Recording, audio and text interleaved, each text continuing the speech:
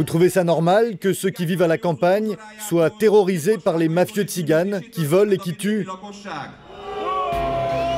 La Hongrie aux Hongrois, une formule qui fait mouche en temps de crise. Fin du meeting, les langues se délient, le discours se fait plus radical. Les Roms ne sont pas capables de s'intégrer. Ils n'aiment pas travailler. Ils ont ça en eux. Mais le problème principal, c'est que ce sont des criminels. Leur attitude vis-à-vis du reste de la société est mauvaise. Pour les Roms, les Hongrois sont tous des ploucs et des imbéciles.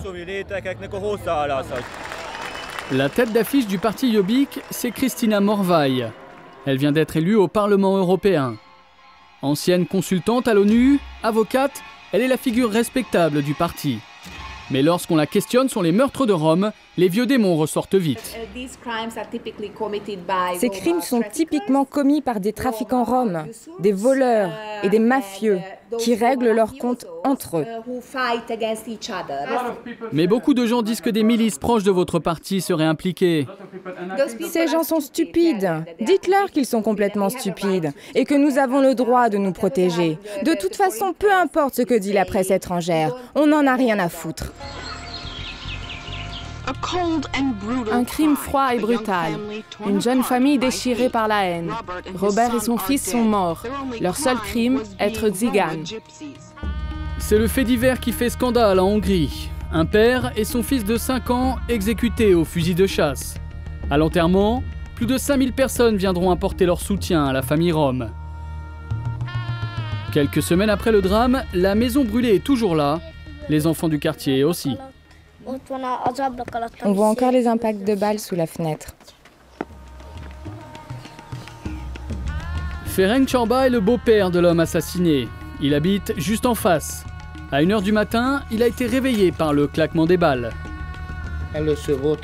D'abord, ils ont jeté un cocktail Molotov. Toute la maison flambait.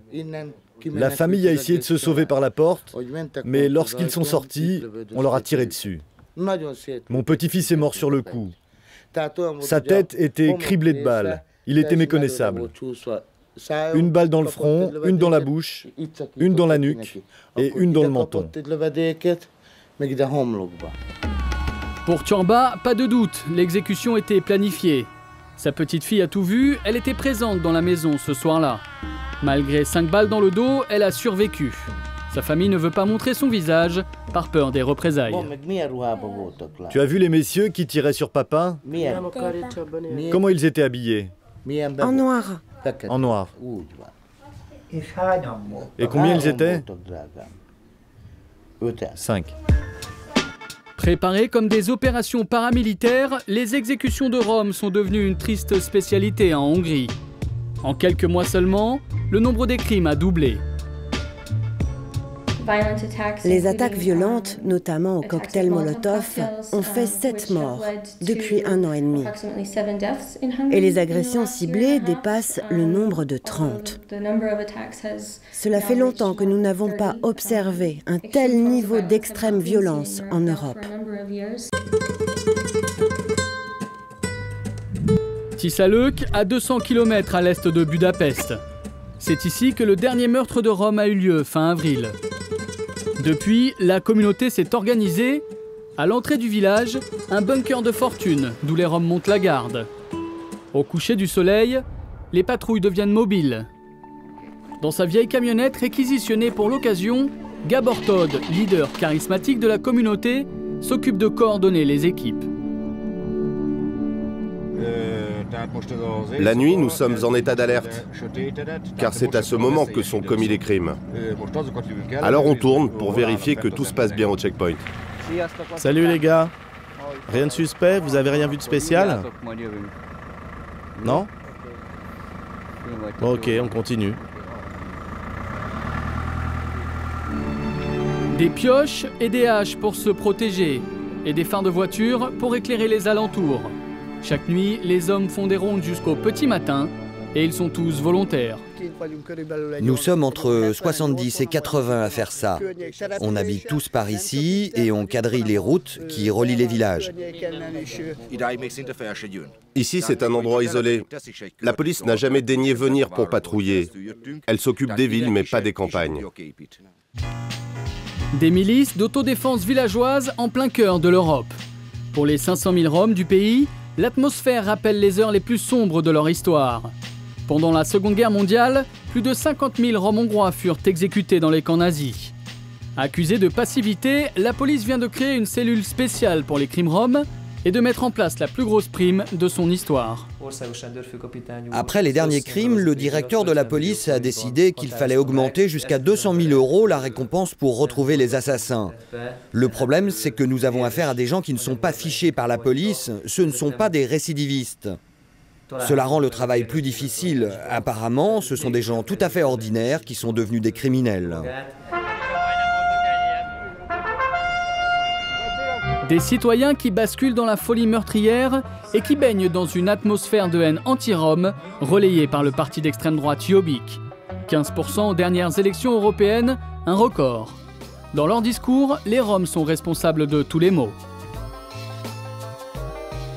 Nous, ce qu'on dit, c'est que la Hongrie doit être aux Hongrois.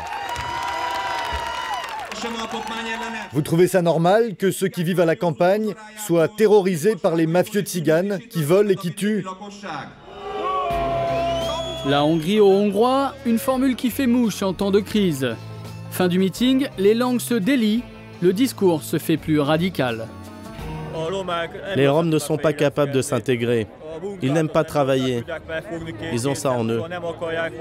Mais le problème principal, c'est que ce sont des criminels. Leur attitude vis-à-vis du reste de la société est mauvaise. Pour les Roms, les Hongrois sont tous des ploucs et des imbéciles. La tête d'affiche du parti Jobbik, c'est Kristina Morvai. Elle vient d'être élue au Parlement européen. Ancienne consultante à l'ONU, avocate, elle est la figure respectable du parti. Mais lorsqu'on la questionne sur les meurtres de Roms, les vieux démons ressortent vite. Ces crimes sont typiquement commis par des trafiquants roms, des voleurs et des mafieux qui règlent leurs comptes entre eux. Mais beaucoup de gens disent que des milices proches de votre parti seraient impliquées. Ces gens sont stupides. Dites-leur qu'ils sont complètement stupides et que nous avons le droit de nous protéger. De toute façon, peu importe ce que dit la presse étrangère, on n'en a rien à foutre. Si Kristina Morvai joue la carte de la provocation, c'est qu'elle se sait en position de force. Car la fièvre anti-Rom s'est étendue dans les pays voisins. En Slovaquie, ce sont des policiers qui humilient 5 enfants roms au commissariat, les forçant même à se frapper entre eux.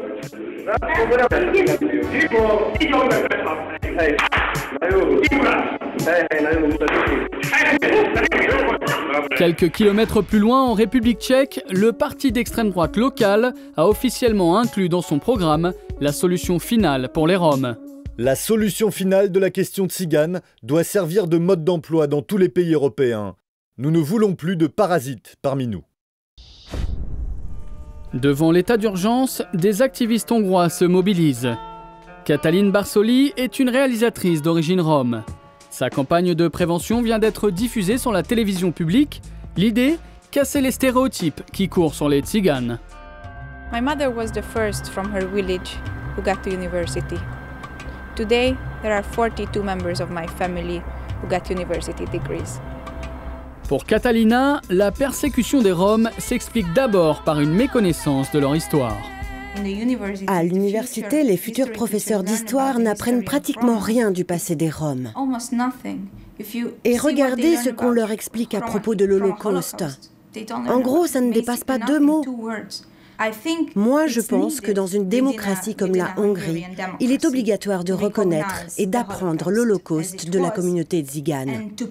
C'est de cette manière qu'on pourra reconnaître l'importance des crimes commis aujourd'hui. Des crimes racistes.